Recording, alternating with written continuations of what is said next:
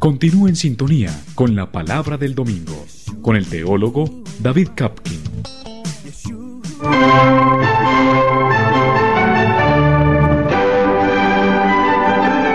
La Palabra del Domingo.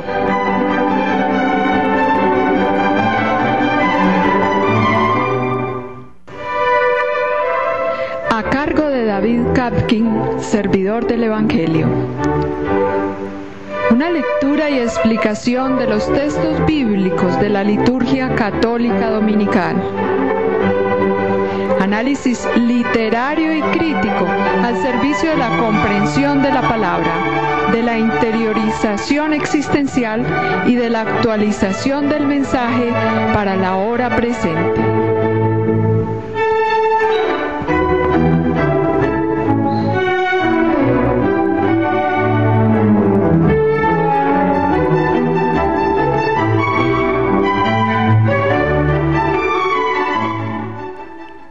Amables oyentes, tenemos la palabra del domingo, la explicación de los textos bíblicos de la liturgia dominical. Pues bien, hemos avanzado ya bastante en la segunda parte del tiempo ordinario. El tiempo ordinario, como ustedes saben, tiene dos secciones. La primera va entre la Epifanía y el comienzo de la Cuaresma, y la segunda va después de la fiesta de Pentecostés hasta el comienzo del Adviento, cuando se inicia un nuevo año litúrgico. Los domingos del tiempo ordinario, las semanas del tiempo ordinario son regularmente 34 semanas. Esta vez vamos a comenzar la 14ª semana, es decir, contando las semanas de la primera sección del tiempo ordinario y sumando las que llevamos hasta ahora, ya vamos promediando el tiempo ordinario. Sin embargo, nos queda faltando pues para el Adviento, es decir, para el comienzo del nuevo año litúrgico, más o menos unas 20 semanas todavía.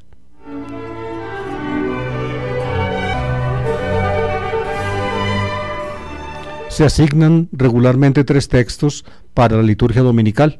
El primero tomado del Antiguo Testamento, el segundo tomado de una carta apostólica y el tercero de uno de los evangelios. Como estamos en el ciclo B de los domingos, entonces este año toca o se prefiere el evangelista Marcos para las lecturas evangélicas de los domingos. Pues bien, la primera lectura de un profeta del Antiguo Testamento, Ezequiel, la segunda de una carta apostólica, la segunda carta a los Corintios y la tercera pues del Evangelio de Marcos. Vamos a comenzar la lectura y la explicación de los textos.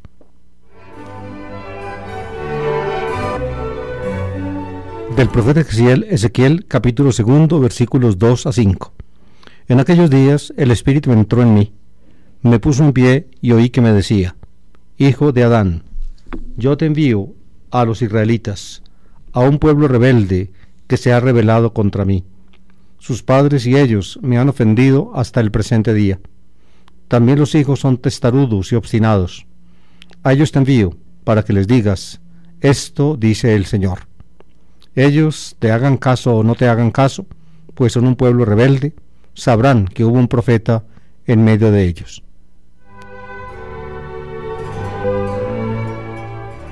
Ezequiel fue un profeta de los tiempos del exilio, es decir, en el siglo VI antes de Cristo. Le tocó o vivía en Jerusalén cuando Nabucodonosor de Babilonia sitió y se tomó la ciudad en el año 598 y perteneció a una primera ola de desterrados. Fue desterrado el rey Jehoiaquín, los principales del reino y muchos sacerdotes. Entre ellos iba pues Ezequiel, que en ese tiempo debía ser un hombre muy joven. Fue llevado a Babilonia y allí vivió en medio de los exiliados. La actividad profética de Ezequiel comienza unos 5 años después de la deportación y termina, la época de la terminación no es clara. En todo caso, Ezequiel debió terminar su vida antes de que se anunciara pues la caída de Babilonia y la subida de los persas, y de esa manera el fin del exilio. En todo caso, la actividad profética de Ezequiel tiene 2 partes. La primera va desde el momento de su llamada, hacia el año 591, 92 quizá, y la época en que Jerusalén fue destruida, en el año 586. En esta primera parte de su actividad profética, Ezequiel tiene un mensaje, diría yo, muy duro, muy severo, porque a pesar de que sus contemporáneos guardaban cierta esperanza de que la situación iba a mejorar, el profeta tenía la conciencia de que todavía no se había producido el desenlace más terrible, el que ellos temían, y era la destrucción y la ruina de la ciudad, del reino y del templo, el cual evidentemente se produjo. Entonces, esa primera parte del libro de Ezequiel es muy dura. La segunda parte, cuando ya Jerusalén es destruida y los exiliados, entre ellos Ezequiel, reciben por un fugitivo que logra evadir el cerco de los babilonios y va a Babilonia y conversa con los exiliados y les cuenta las cosas terribles que han ocurrido. Entonces Ezequiel, paradójicamente, en lugar de afligirse, afligido estaba antes, pero en lugar de afligirse se recupera, y de esa manera empiezan a sonar en sus labios palabras de consuelo y de esperanza. Es la segunda parte del libro de Ezequiel.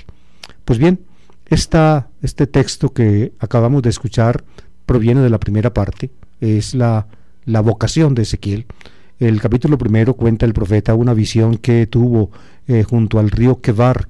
El río Quebar era uno de los canales que habían sido hechos por los antiguos sumerios y luego conservados por los acadios, entre ellos fue los babilonios, para irrigar el fértil valle mesopotámico.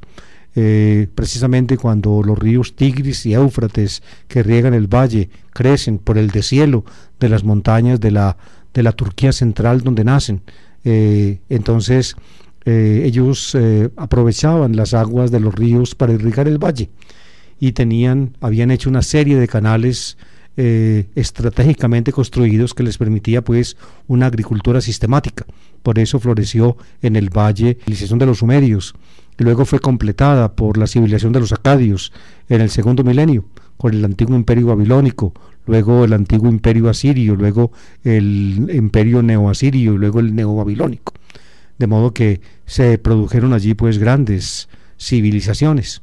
El imperio neobabilónico pues destruyó Jerusalén y el templo, llevó exiliados a Babilonia, entre ellos estaba Ezequiel. Ezequiel entonces vive una experiencia maravillosa, yo la llamaría mística. Dios le habla, Dios se le comunica. La visión que tiene Ezequiel está narrada, es muy compleja en el capítulo primero, y es muy compleja porque el capítulo primero de Ezequiel recibió varias manos, es decir, fue reeditado. Tal como está ahora, no expresa simplemente la visión original presumible del profeta, sino también la redacción que otras manos le añadieron. Y en el capítulo segundo, de ahí es tomado el texto que escuchamos, viene la vocación de Ezequiel. Esa visión se dirige a la llamada de Ezequiel. Ezequiel es llamado por Dios, le habla a Dios, le habla y lo envía. Por eso se llama misión. El verbo nuestro enviar, en latín se dice mittere, y del verbo mittere del latín viene, por ejemplo, nuestra palabra española misión o misiva. Misión es una tarea que se le encomienda a alguien que uno llama para que la cumpla. Misión se llama eso, y misiva es una nota o alguna cosa que uno le envía a otro mediante el misionero, es decir, el enviado. Ezequiel pues es llamado por Dios. Dios le extiende una misión, la misión de que sea profeta, y ya en la época de Ezequiel pues se había aquilatado la terminología de que, o mejor dicho, ya estaba en vigencia una terminología mucho más antigua, según la cual el Espíritu del Señor, el Ruach Adonai, así se dice en hebreo, el Espíritu del Señor, se comunica o lo comunica Dios al que quiere enviar para que obre y hable en nombre de Dios. Es lo que tiene que hacer Ezequiel, obrar y hablar en nombre del Señor.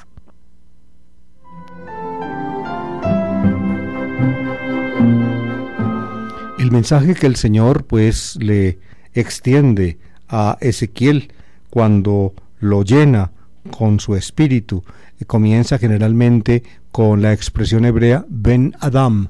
Ben Adam significa literalmente hijo de hombre. Ben es hijo, Adam es hombre, ser humano. Ben Adam, hijo de hombre, es decir, ser humano. Así lo llama, así llama el Señor pues a Ezequiel cuando lo escoge y lo envía. Ben Adam, yo te envío, dice el texto, yo te envío a los hijos de Israel, a los Bene Israel, así se llama en el texto hebreo de Ezequiel, un pueblo rebelde que se ha rebelado contra mí. Se insiste mucho en la vocación de Ezequiel y a lo largo, sobre todo de la primera parte de la obra, la denominación para Israel de casa rebelde, precisamente por esa rebeldía ancestral de Israel, una rebeldía que sobre todo afectó a la casa de Israel en todo el tiempo de la monarquía, prácticamente desde Salomón, a lo largo de la historia de los dos reinos.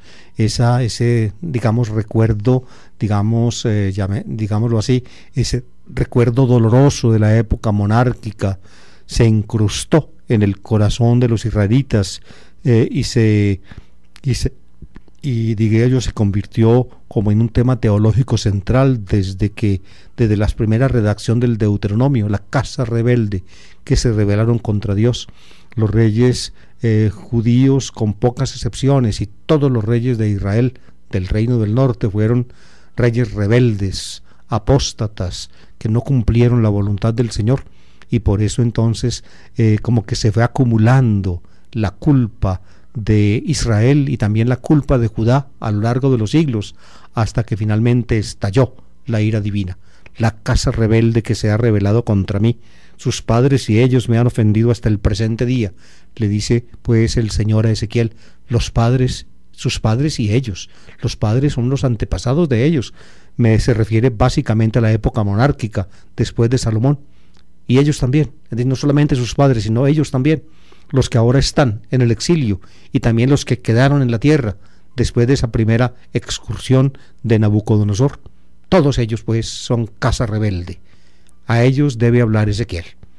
Les va a hablar, les deberá hablar, pero debe saber Ezequiel que tanto sus padres y ellos que son rebeldes también son testarudos y obstinados, así los llama, testarudos y obstinados. Yo te envío a ellos y entonces ellos sabrán que hubo un profeta en Israel. Te oigan o no te oigan, tienes que hablarles. Y aunque no te oigan, ellos finalmente sabrán que un profeta, es decir, un portavoz de Dios, un heraldo de Dios les habló. Te oigan o no te oigan. En este punto del texto aparece la fórmula del envío profético. A ellos te envío para que les digas, esto dice el Señor. Así comienzan generalmente los oráculos de los profetas. Esto dice el Señor, Ko Amar Adonai. Uno lee esa formulación frecuentísimamente en los textos proféticos. Comienzan así los oráculos con mucha frecuencia en los profetas. Ko Amar Adonai, es decir, el profeta habla, pero lo que habla el profeta es lo que dice el Señor.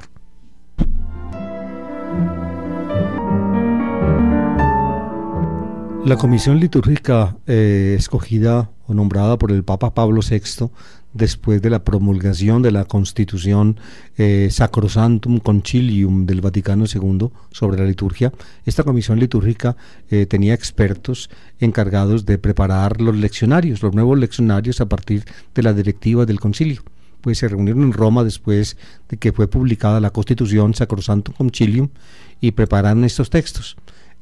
La escogencia de los textos de la primera lectura, queridos oyentes, tiene que ver casi siempre, por no decir yo prácticamente siempre, con la lectura evangélica asignada, sobre todo en los domingos. En los días de semana no, porque los días de semana son dos lecturas y las dos lecturas pues van recorriendo diferentes bloques de los textos bíblicos, sin tener en cuenta pues alguna relación entre la primera lectura del Antiguo Testamento de alguna carta y el Evangelio.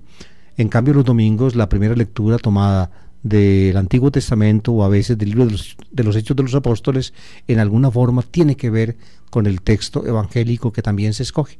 Por ejemplo, este pedacito de Ezequiel que acabamos de explicar tiene que ver con el texto evangélico de Marcos que vamos a leer. Es cuando Jesús llega a Nazaret, vamos a leerlo más adelante, y actúa en Nazaret como profeta. y la gente se admira de su palabra. Ustedes ven, Ezequiel es nombrado profeta por Dios, enviado como profeta por Dios a la casa rebelde. Luego llega Jesús a Nazaret, que se comporta evidentemente como una casa rebelde, testarudos y obstinados. Ellos tampoco escuchan a Jesús.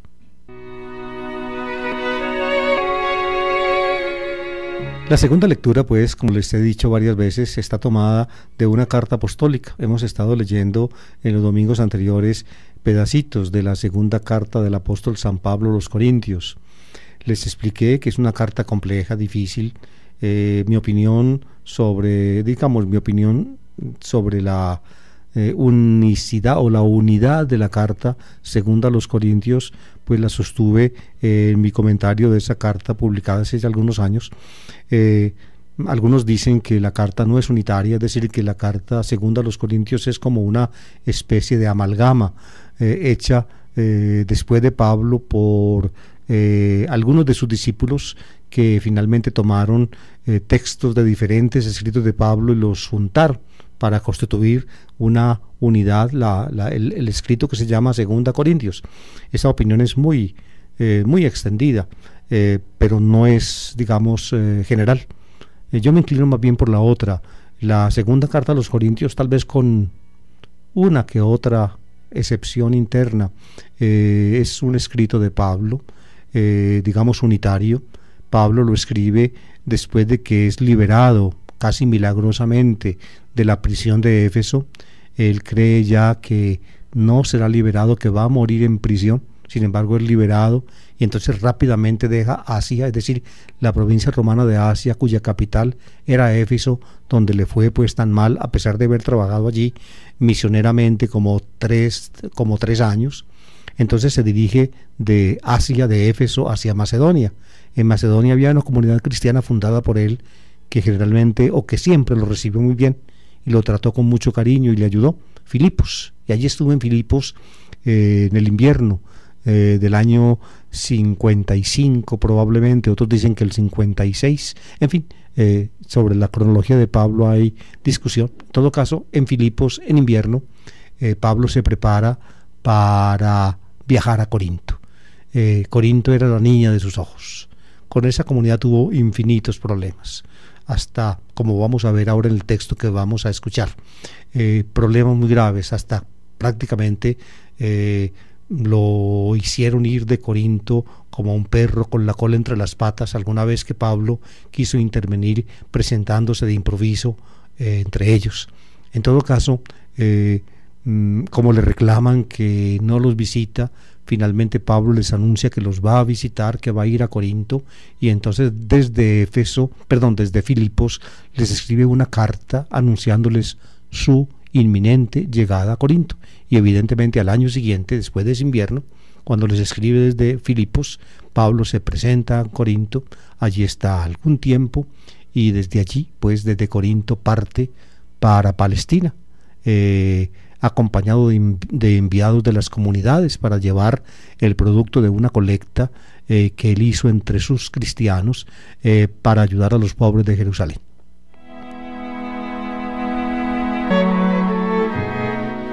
Les dije yo que la iglesia de Corinto era como la niña de los ojos de Pablo. Era la niña díscola.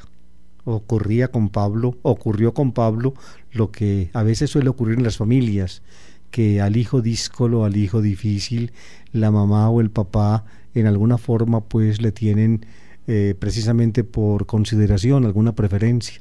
Al hijo que se comporta bien, o a los hijos que se comportan bien, que son siempre tranquilos, que hacen lo debido, los papás les pueden soltar un poco la cuerda y prácticamente no es que no los quieran, sino que no se preocupan, digamos, tan cercanamente de ellos. En cambio, cuando hay uno díscolo y necio y fregón y todo eso, entonces los papás lo siguen, lo llaman, le hablan y le tienen que perdonar una y otra vez porque él las hace y las repite. Entonces eso pasa con Corinto. En Corinto Pablo tuvo muchos problemas, actuó por primera vez allí cuando ningún otro cristiano había llegado a Corinto, predicó por primera vez el evangelio y fundó la comunidad. Luego, salido Pablo de Corinto, precisamente en dirección al Asia, a Éfeso. Algunos otros misioneros van allí, entre ellos uno que llamaba Apolo, y probablemente la forma de predicar y de hablar Apolo, la forma de argumentar, causó impresión en los corintios y empezó entonces diría yo, a resentirse la estimación de algunos corintios por el apóstol Pablo, que había sido el fundador de la comunidad. A esto se añadió después que llegaron otros misioneros, después de Apolo, eso sí, muy prevenidos contra Pablo, misioneros que negaban que Pablo fuera apóstol, misioneros que ponían énfasis en cosas en las cuales Pablo no ponía énfasis, misioneros que muy probablemente despreciaban algunas cosas que Pablo había enseñado en Corinto, y ahí sí entonces se dividió la comunidad. Se dividió y empezó pues a presentarse un problema grave para Pablo, precisamente como para solucionar ese problema.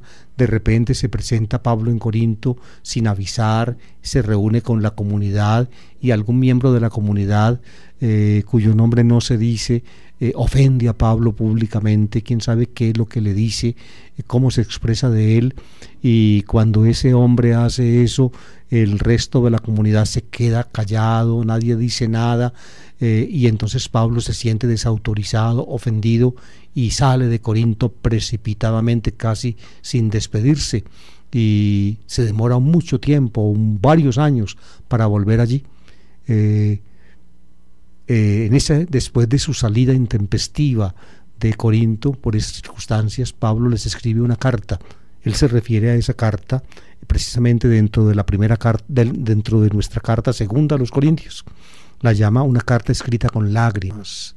Así la llama, una carta escrita con lágrimas, que él dirige a Corinto, y parece que esa carta escrita con lágrimas, como la llama Pablo, digamos, tiene buen resultado, porque muchos en Corinto reflexionan, ven que no se pusieron de parte del apóstol como hubieran debido, que no reaccionaron contra esos advenedizos que querían apoderarse de la comunidad y dirigirla como a ellos les parecía. Y entonces le hacen saber eso a Pablo. Pablo entonces, en la segunda carta a los Corintios, en la que estamos tratando, les contesta, agradeciéndoles que finalmente han reflexionado y anunciándoles que va a volver. El pedacito que toca leer este domingo tiene que ver con todo lo que les he contado. Está en el capítulo 12, en los capítulos 10, 11 y 12 de 2 Corintios, son como, aparecen cuando uno lee la carta, aparecen como algo, digamos, añadido al cuerpo de la carta anterior, y por eso algunos afirman que tal vez esos capítulos 10 a 12 son como un resumen, o al menos el núcleo fundamental de la llamada Carta de las Lágrimas, que como no se transmitió completa, entonces para que finalmente no se olvidara o no se perdiera, algún redactor de la 2 Corintios, después de Pablo, añadió el núcleo de la Carta de las Lágrimas a el resto o al final de la 2 Carta a los Corintios. Esta es una opinión sumamente difundida, pero otra opinión es esta otra, de que también esos capítulos que aparecen al final, 10 a 13 de Corintios, de 2 Corintios, son realmente, pertenecen a esta carta. Pablo los separa del resto de la carta porque quiere allí pues desarrollar en una forma amplia su apología. Estos capítulos son una apología de Pablo. Apologín en griego significa defenderse, una defensa que hace Pablo de su apostolado, de su actividad, de su trabajo en Corinto. Él ha sido maltratado por otros que le dicen que no es apóstol, que le sacan en cara cosas que Pablo no ha hecho de malas, en fin. Entonces Pablo pues ardorosamente se defiende, se compara con ellos y muestra que como apóstol él tiene todos los títulos para poder presentarse de esa manera, aún más que ellos en el fondo pues no tienen la formación que él, en fin.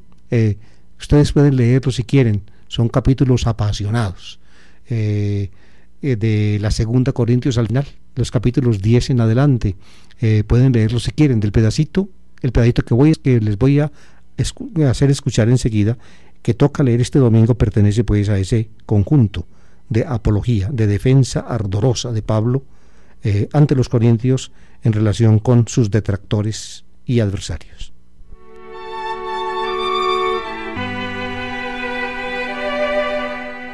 Pues bien, dentro de su defensa, Pablo acude a argumentos como sus revelaciones. Los adversarios de Corinto, de Pablo, se creían grandes místicos, porque presumiblemente tenían dones que tienen que ver con la mística, dones luminosos, y apelaban probablemente también a revelaciones, presuntas revelaciones que ellos habían tenido de parte de Dios. Entonces Pablo les comenta en la carta que él también puede exhibir como argumento dones místicos y revelaciones de parte del Señor. Pues bien, aquí va a hablar exactamente de ese tema, de las revelaciones que a él como apóstol le concedió el Señor. Escuchemos el pedacito, es 12, 7 a 10. Dice así: hermanos, por la grandeza de estas revelaciones, para que no tenga soberbia, me han metido una espina en la carne, un emisario de Satanás que me apalea, para que no sea soberbio. 3 veces le he pedido al Señor verme libre de él, y me ha respondido: te basta mi gracia. La fuerza se realiza en la debilidad. Por eso muy a gusto presumo de mis debilidades, porque así residirá en mí la fuerza de Cristo. Por eso vivo contento en medio de mis debilidades, de los insultos, las privaciones, las persecuciones y las dificultades sufridas por Cristo, porque cuando soy débil, entonces soy fuerte. Creo que ustedes percibieron el ímpetu del apóstol cuando escribe estas líneas. Habla de sí mismo, comparándose con sus adversarios que hablan mal de él, que lo minimizan, que lo excluyen, basados en las relaciones que ellos habían tenido. Pablo menciona las que él ha tenido, pero añade algo que es, pienso yo, muy significativo. Él dice que estas revelaciones de parte del Señor que él ha tenido, es decir, dones místicos, sus arrobamientos, sus éxtasis, de todo eso habla Pablo, y todo eso lo tuvo él, como tantos otros cristianos aún hoy en día lo tienen. Pues bien, precisamente dice él que para que todo eso no lo ensoberbezca, para que él no se crea más de lo que realmente es, para que él comprenda sus limitaciones humanas, para que, mejor dicho, no piense que está por encima de todo el mundo y que por tener alguna participación de los dones divinos, entonces él es el non plus ultra. Entonces dice él una frase que es justo interpretar, dice: me ha metido para que no tenga soberbia una espina en la carne, un emisario de Satanás que me apalea, para que no sea soberbio.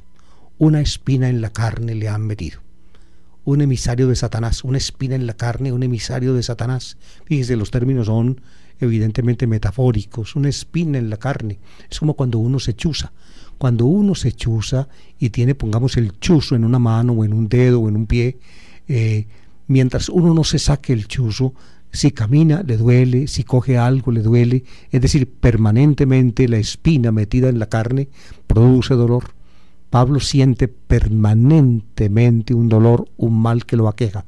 Hay muchas opiniones de los exégetas a ver cuál era este mal que Pablo tenía. Unos hablan de epilepsia, otros dicen que Pablo sufría una cierta ceguera que lo, digamos, que se le agravaba, y entonces por ratos perdía la vista.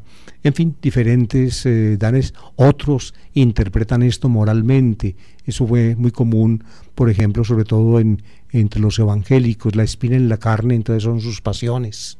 Para que no sea soberbio, Pablo siente las pasiones y los instintos humanos, sobre todo los referidos al sexo.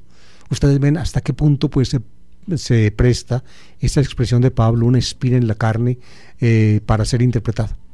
Sea lo que sea, Pablo la considera como un mal proveniente de Satanás. Es decir, para él, un emisario de Satanás es la espina en la carne. Es decir, para él, ese mal que sufre, sea cual sea, es algo que representa tentación, que representa desánimo, que representa como colgar el carriel y no seguir la misión que Dios le encomienda, como desanimarse, no continuar, en fin, lo que Dios le ha encomendado. Un emisario de Satanás. Fíjense pues como una cosa, llamémosla, de este mundo, sea una enfermedad, sea crónica, o sean ataques, o sea lo que sea, o sean las pasiones, o sea, lo que sea. Para Pablo todo eso representa como un inconveniente para seguir él su tarea apostólica, la misión que Dios le encomendó. Y lo llama emisario de Satanás, que me apalea. La expresión es muy diciente, que me apalea. Ustedes ven un emisario de Satanás apalear es un hecho físico, es agarrar a alguien con un palo y darle duro.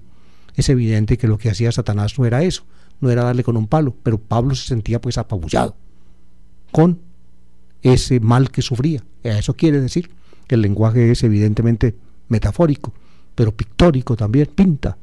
Se sentía Pablo pues con ese mal que él sufría, que lo atribuye en alguna forma o lo atribuye a Satanás, es decir, es un elemento de tentación que repercute en su vida, lo apabullaba, lo dejaba desolado, casi que no le permitía levantar cabeza.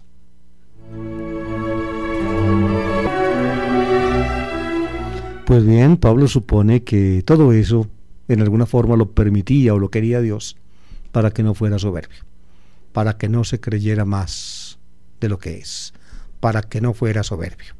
Dios lo permitió, Dios lo quiso, dice él, o supone él, y añade: 3 veces le he pedido al Señor verme libre de él, y me ha respondido: te basta mi gracia. Es decir, él le rogó al Señor encarecidamente no seguir sufriendo eso, sea lo que sea, no seguirlo sufriendo, aliviarse, si era una enfermedad física, que pasaran las tentaciones y las dificultades si era de otro tipo. En todo caso, 3 veces le pidió al Señor y Dios no le quitó eso, siguió con ello. Pablo tuvo que aguantarse esa espina en la carne, tuvo que seguir sintiendo las arremetidas de Satanás que lo apalea, tuvo que seguirla sintiendo. Dios no le quiso quitar eso, sigue adelante. Le dijo Dios: te basta mi gracia.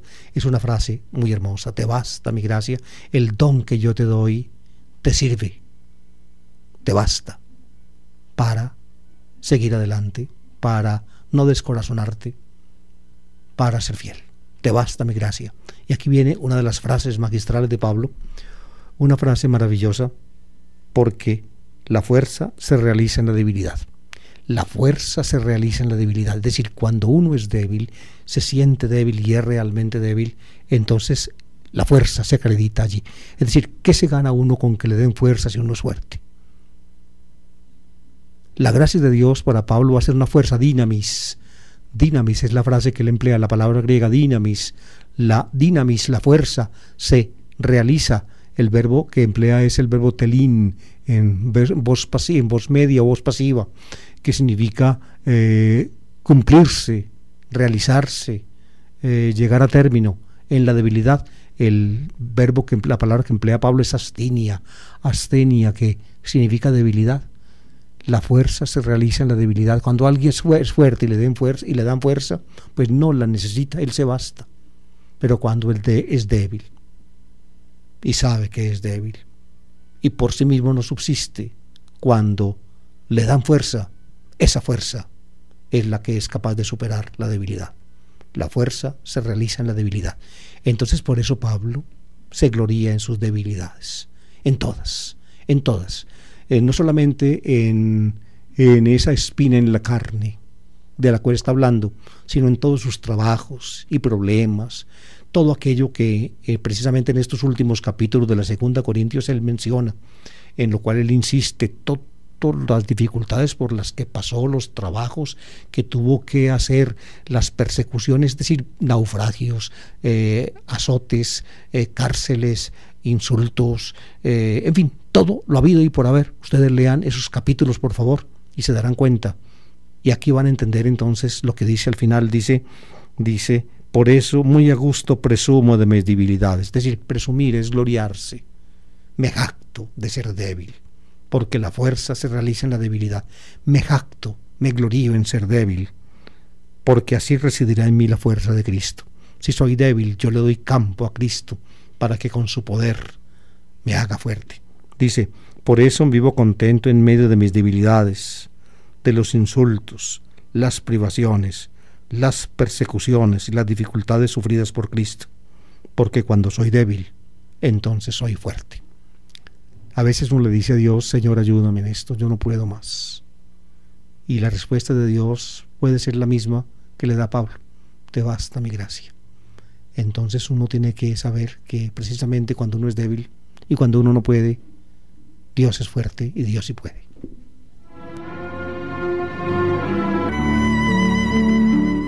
Y llegamos al texto del Evangelio, es Marcos, en el capítulo 6, versículos 1 a 6. Para captar bien el sentido de este pedacito que vamos a escuchar en el Evangelio de Marcos, hagamos una breve disquisición sobre la estructura del Evangelio de Marcos. La primera parte del Evangelio de Marcos está dividida en 3 bloquecitos que el evangelista construye con detenimiento y con perfecta intención. Va mostrando cómo Jesús se revela, se manifiesta delante de las autoridades judías, delante del pueblo, delante de sus discípulos, pero va tropezando siempre con rechazo. En el primer bloque, el rechazo aparece al final, en el capítulo 3, después de que Jesús cura a un hombre que tenía una mano paralizada en la sinagoga. Jesús lo cura y con eso pues desafía a sus adversarios que lo estaban observando para ver si lo curaba o no. Lo cura. Y en lugar de alegrarse pues los adversarios de Jesús de esa maravilla de la obra de Dios, salen furiosos y planean cómo acabar con él. Los que salen furiosos, renegando y rechinando los dientes contra él, según Marcos, son los fariseos y los herodianos, es decir, la élite religiosa y la élite política de Galilea. Ustedes ven, fariseos y herodianos, élite religiosa y élite política, es decir, las ramas del poder religioso y político ya se coadunan contra Jesús. Ahí está, ahí termina el primer bloque de la primera parte de Marcos. Luego viene el segundo bloque, Jesús se sigue revelando, sigue actuando. Y finalmente, después de actuar, en palabras, las palabras son el sermón de las parábolas, un precioso sermón, y luego en obras, es decir, esas narraciones de milagros de que les hablé el domingo pasado cuando expliqué el Evangelio, la tempestad calmada, luego la curación del endemoniado de Gerasa y luego la curación de la mujer enferma de flujo de sangre y la resurrección de la hija de Jairo. Ahí están las maravillas de Jesús. Jesús pues actúa de palabra y con obras maravillosas, palabras sabias y obras maravillosas. ¿Y cuál es el resultado? Uno diría, el resultado debería ser que la gente creyera en él, que la gente lo aceptara, su mensaje y su persona, pero no. Esta historia que vamos a leer ahora dice que Jesús, después de todo eso, fue a Nazaret y le fue como los perros en misa.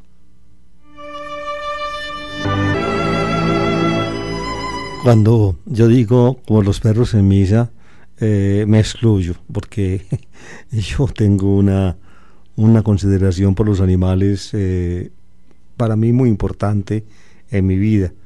Es una de las cosas, o de las cosas tal vez más notables en que yo expreso mi humanidad.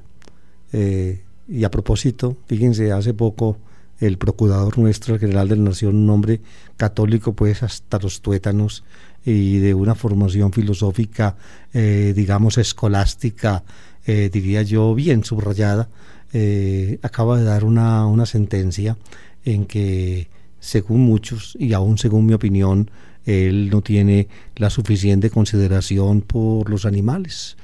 No tiene. Lo que pasa es que a un escolástico, es decir, a alguien que ha sido formado en ese tipo de filosofía, muy cristiana ciertamente, la llamaban filosofía perennis, los derechos de los animales no existen, porque para esa filosofía solamente el ser humano tiene derechos.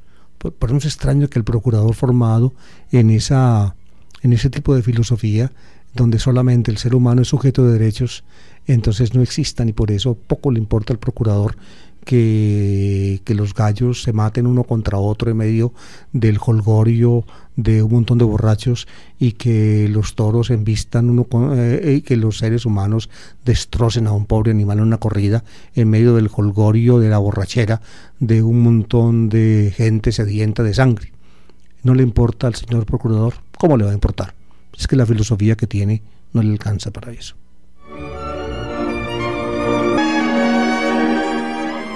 Y después de esta especie de digresión, volvamos al texto evangélico. Fíjense pues, Marcos 6:1-6, con lo que les expliqué de los antecedentes de la redacción de Marcos, ustedes van a entender perfectamente el texto.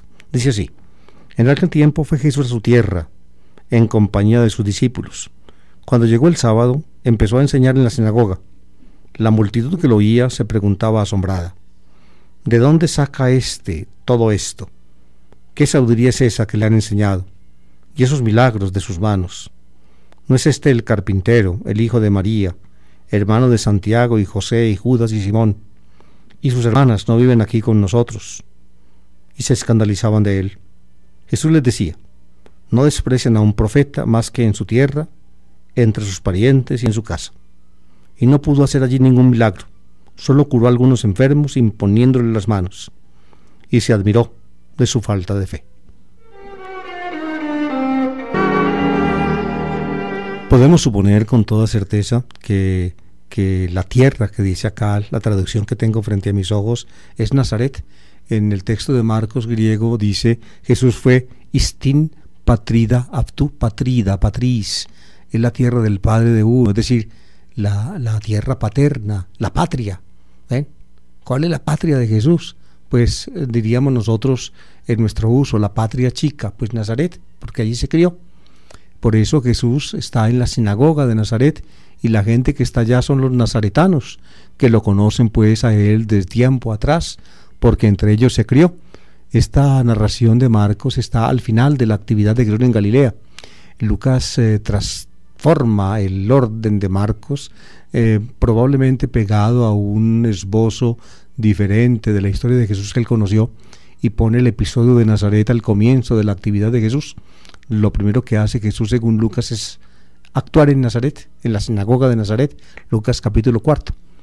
Pero cuando Lucas cuenta eso, conoce el texto de Marcos, que les acabo de leer, y por eso cuando llega en el derrotero de su evangelio a este texto de Marcos, lo suprime, porque supone que lo que él contó al comienzo es esto mismo que Marcos cuenta acá. Lo importante no son esos detalles que les acabo de explicar, sino estos otros. Cuando Jesús habló allí, la gente lo vio. El sábado lo vio en la sinagoga y empezó a enseñar. Irxato didaskin, dice el texto, a enseñar. No se dice cuál fue la enseñanza de Jesús. Es muy común en Marcos, en esta parte del Evangelio, hablar de la enseñanza de Jesús sin mencionar su contenido. Solamente al comienzo en un resumen del querigma de Jesús, de su predicación, Marcos dice de qué hablaba Jesús. Es el anuncio del Evangelio, el de la inminente llegada del reino de Dios ante el cumplimiento de los tiempos y la exigencia de conversión y de fe. Esa es la enseñanza.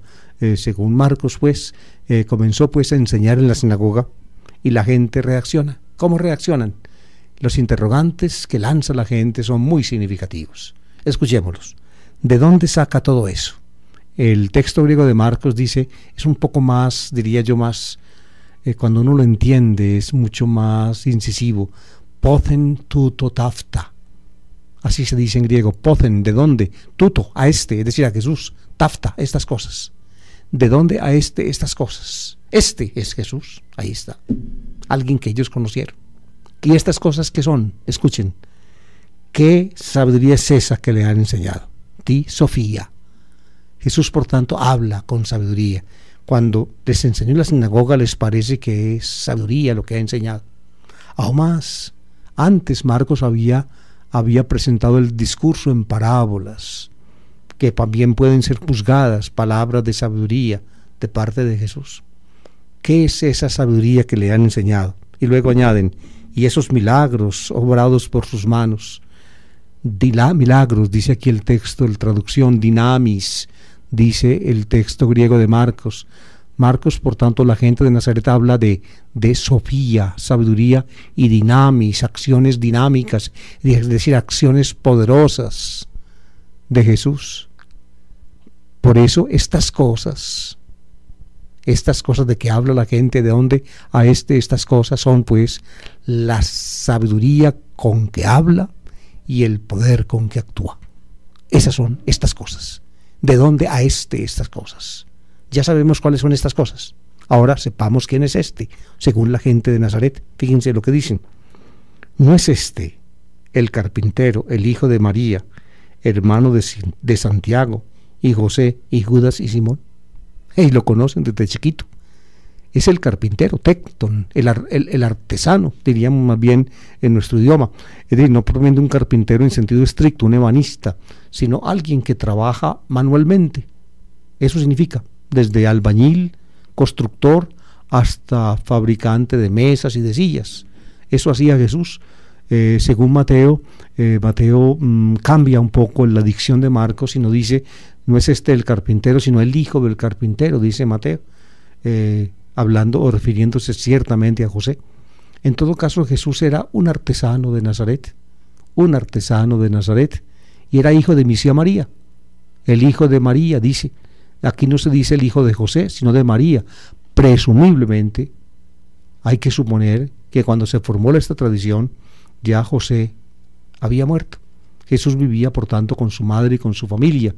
Y luego se habla de sus hermanos, y se mencionan 4 hermanos en línea: hermano de Santiago, Jacobo; de José, Jositos; de Judas, Juda; y de Simón, Símonos. Ahí están los 4 nombres de los hermanos de Jesús. Son nombres todos judíos. Santiago, Jacobo. En castellano nosotros nos equivocamos, o mejor dicho, nos podemos extraviar con el nombre de Santiago, porque en nuestro idioma Santiago tiene el prefijo sant delante de Iago. Iago es Jacob, es decir, Jacobo. Santiago, es decir, San Jacobo, Santiago en nuestro idioma. Pero el nombre hebreo es Jacob, y ahí está. Así se llamaba este primer hermano de Jesús, Santiago, y José, Jositos.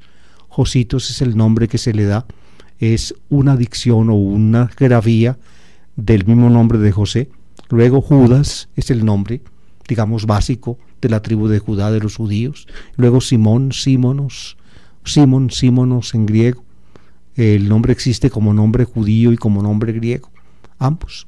La familia de Jesús, por tanto, era una familia judía, diría yo, de muy estricta observancia. Todos sus hijos o todos los familiares tenían nombres estrictamente hebreos. El mismo Jesús, luego Santiago y José y Judas y Simón, todos estrictamente hebreos. Lo mismo su madre, María. Aquí se presenta la discusión de los hermanos de Jesús, queridos oyentes.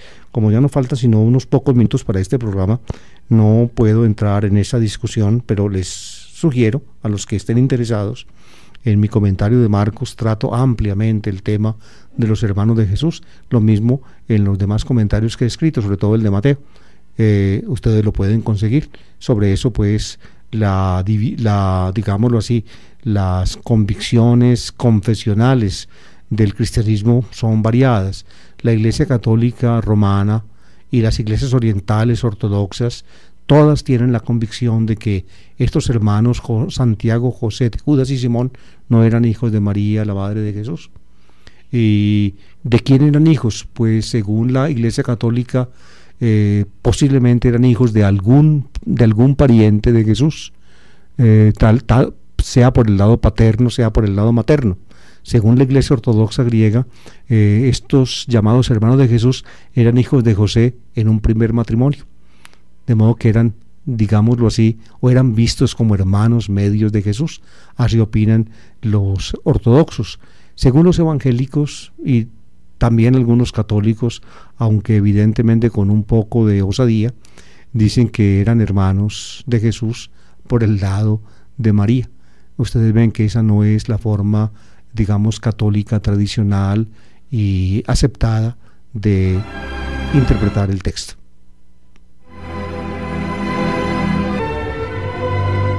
¿De dónde a estas cosas? Las cosas son la sabiduría y el poder con que hacía sus milagros. Esas son las cosas. ¿Y quién es? Es el hijo de Misía María, alguien que trabaja como artesano. Es hermano de una serie de personas conocidas en Nazaret. 4 varones: Santiago, José, Judas y Simón. Y también mujeres, también las hay. Dice, y sus hermanas no viven aquí con nosotros. De modo que la familia de Jesús estaba compuesta por varones y mujeres. ¿Ven? También en Marcos, en otro punto, cuando van donde Jesús a buscarlo, también habla de sus hermanos y sus hermanas, de modo que la familia de Jesús no era exclusivamente de varones. A los varones se les da nombre propio, aquí están. En cambio a las mujeres no se les da nombre propio, es decir, una cierta preeminencia de los varones es inocultable en las tradiciones de origen judío.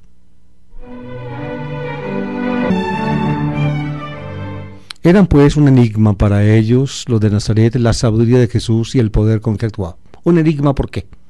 Porque si bien era sabiduría y era poder, también era cierto que es decir, Jesús, era alguien común y corriente del pueblo. Entonces no compaginaban lo uno con lo otro. ¿De dónde a estas cosas? ¿Cómo se compagina esa sabiduría y ese poder con que es alguien tan común y corriente, el artesano, el hijo de María, el hermano de fulano y sutana? ¿Cómo se compagina? Y no alcanzaban a entender. Ese enigma, entonces, fíjense, los llevaba a ellos a pronunciarse en contra de Jesús y se escandalizaban de él. En lugar de aceptarlo, de dejarse en alguna forma aludir por el enigma, de tratar de encontrar una luz para disipar el interrogante, como aparecen los discípulos. Cuando los discípulos ven lo ocurrido con la tempestad calmada, preguntan: ¿quién es este? ¿Quién es este? Hasta el viento y el mar le obedecen. Los discípulos tienen una cierta apertura porque preguntan: ¿quién es este? En cambio, esta gente de Nazaret no tiene esa apertura. Se escandalizaban como no se compaginaba con las cosas que hacía y las cosas que decía. Entonces quedaba perjudicado. Se escandalizaban de él, es decir, tropezaban con él. Escandalizarse es tropezar. Jesús, pues, con lo que decía y con lo que hacía, en lugar de ser para ellos un acicate para aceptar y para creer, era un obstáculo que los precipita en la incredulidad. Y esto es exactamente lo que les dice él. Les decía: no desprecien a un profeta más que en su tierra, es decir, en su patria, en Nazaret, entre sus parientes, es decir, los familiares de él, y en su casa, su familia. Son esos los que menos lo aceptan. La gente de su tierra, su parentela y su propia casa, su familia, que aquí pues es mencionada. Y no pudo hacer allí ningún milagro, ¿ven? No pudo hacer allí ningún milagro. Solo curó a algunos enfermos imponiéndole las manos y se admiraba de su falta de fe. Claro, no pudo hacer algún milagro porque no creían. Por eso cuando uno lee este texto del Evangelio se admira de que a veces cristianos que se supone que conocen este tipo de cosas, o deberían conocerlas, escriban por ahí en avisos de tipo un poco luminoso en los periódicos que la devoción a tal o a tal garantiza el milagro aunque no se tenga fe. Eso dice. Según el Evangelio no hay milagro cuando no hay fe. Es decir, la fe es la que hace el milagro. Es decir, la convicción de uno, la adhesión de uno a Jesús y por Jesús a Dios, el ponerse uno, el colocarse uno sobre el cimiento fuerte, firme, sólido de Dios, es precisamente lo que hace posible el poder de Dios manifiesto en uno. Y se extrañó de su falta de fe.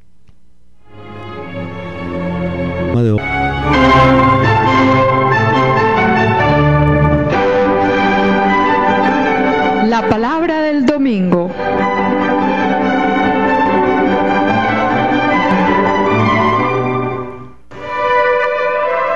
A cargo de David Kapkin, servidor del Evangelio.